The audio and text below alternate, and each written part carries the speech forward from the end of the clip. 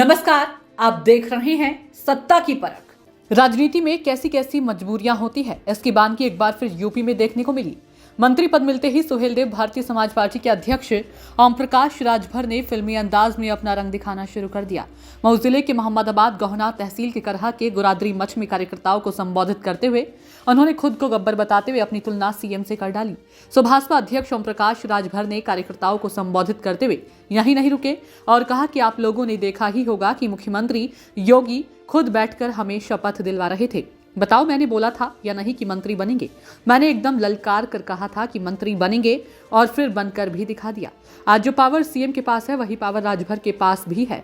मैं शोले फिल्म का गब्बर सिंह हूँ। राजभर ने जनता से कहा कि पुलिस दौड़ाए तो नेता बन जाओ, वहीं पुलिस आपको सल्यूट करेगी। थाने पर जाओ, सफेद गमछा मत लगाओ, पीला गमछा लगाओ। पीले गमछे में पुलिस को राजभर नजर आएगा। दरोगा की हिम्मत नहीं जो मुझे फोन कर दे, एसपी और डीएम की औकात नहीं जो मुझे फोन करे। मंत्री पद न मिलने से होली न मनाने की धमकी देने वाले ओम प्रकाश राजभर ने 2022 के विधानसभा चुनाव में एक जनसभा में कहा था कि सीएम योगी आदित्यनाथ को लखनऊ की गद्दी से हटाकर वहां भेजेंगे जहां भीख मांगने की ट्रेनिंग दी जाती है।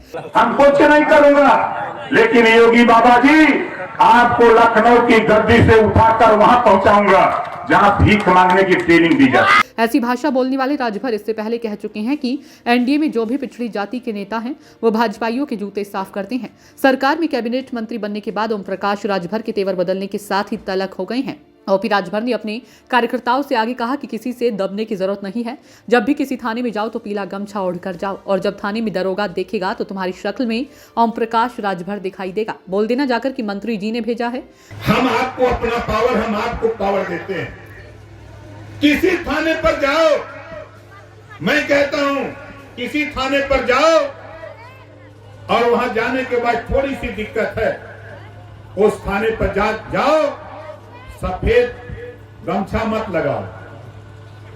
सफेद गमछा नहीं, एक पीला गमछा लगा लो।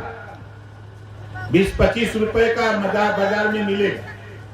इस गमछे को लगा के जाओ थाने पर।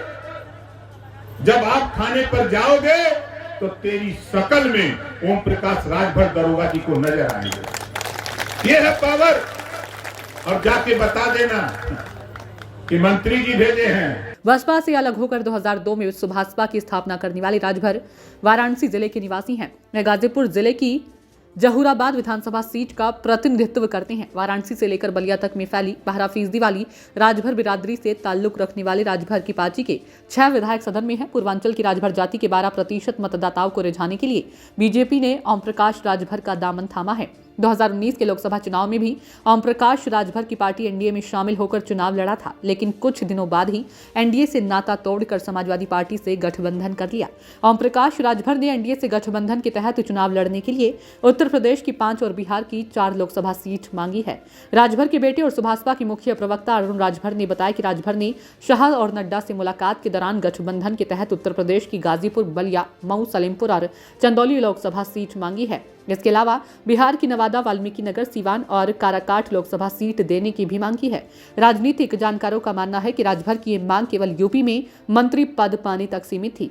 एनडीए गठबंधन से राजभर की पार्टी को 1-2 नई सीटें मिल सकती हैं। इसके लिए भी बीजेपी अपने सिंबल पर चुनाव लड़ाने की जिद पर अड़ी है। योगी कैबिनेट में शामिल होने के बाद राजभर ने कहा कि गरीबों की सेवा का जो लक्ष्य है उसमें हम अनवरत काम करते रहते हैं। सरकार की जो योजनाएं हैं उसे हम गरीब और कमजोर वर्ग के लोगों तक पहुंचाने का काम करेंगे और उन्हें न्याय दिलाएंगे। लेकिन ओम प्रकाश राजभर के साथ अब उत्तर प्रदेश सरकार में मंत्री का पद भी जुड़ गया है। कैबिनेट का हिस्सा बनते ही राजभर के अंदर ठसक भी आ गई है।